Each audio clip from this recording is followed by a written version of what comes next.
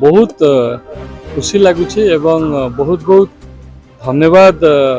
मध्य दौची टांगी सालेपुर वासी को एवं आज त्रिलोचनपुर रे जो भाव में विशेषकर माँ माने भौणी माने स्वागत करिसेंती जो भाव में भल पाइबा और आशीर्वाद देइसेंती से मु बहुत बहुत धन्यवाद जनाऊँ एवं आशा करछि आगामी दिन में निश्चय ये भल पाइबा आशीर्वाद निश्चय आमको विजय पथरे आगे नब आ निश्चय ये टांगी सालेपुर स्वाभिमानी मधुमाटी रे निश्चय पद्म फुटब एवं आम केन्द्रापड़ा अंचल सांसद प्रार्थी श्री बैजयंत पंडा महोदय सी निश्चय जीतिक आसवे सामाजिक सम्मेलन परिणाम निर्वाचन में जहाँ भी होना कहीं ना मु सालेपुर छाड़ी ना सालेपुर मत निहत भाव में मुझे भी कहूँ इलेक्शन तो जीव आसो सेटा किसी कथा नुहे किंतु यहाँ गोटे भगवान को तरफ निर्देश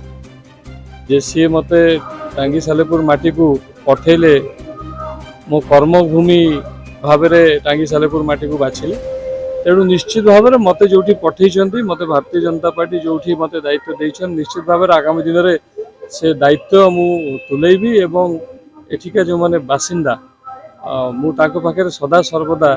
छिड़ा रही इलेक्शन तो जीव आसो प्रियरंजन महापात्र पूर्वतन मंडल सभापति भारतीय जनता पार्टी नरेंद्र भाई को दायित्व देछि ग्राउंड जीरो आप ग्राउंड जीरो राजनीति करछथि एते भारतीय जनता पार्टी प्रभाव कोन 2024 रे रहउछि 2024 तो भारतीय जनता पार्टी सरकार करिवो आ हम सालेपुर रे विजय निश्चित बर्तमान आमर चलछि मोदी लहर चलछि तेणुक बर्तमान युवक मान सब बर्तमान सब प्रभावित समस्त बीजेपी आड़ को मुहाई निश्चित विजय निश्चित भाव में नरेंद्र भाई जहाँ कहले सी सी तो विजय निश्चित करेंगे अच्छे नुआ एठू आरंभ कर राजनीति से आम विश्वास अच्छे से आमको आम साथ रे सुख दुखे सब आम साथ रे से विश्वास आम अच्छी से आम समस्त बर्तमान सागे पूरा निज लड़ला भाई चलती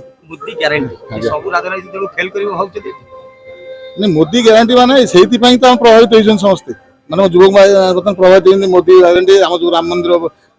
प्रतिष्ठा सब युव भाई बर्तमान बेसी प्रभावित होती बीजेपी आड़ निश्चित भाव में भल प्रभाव पकई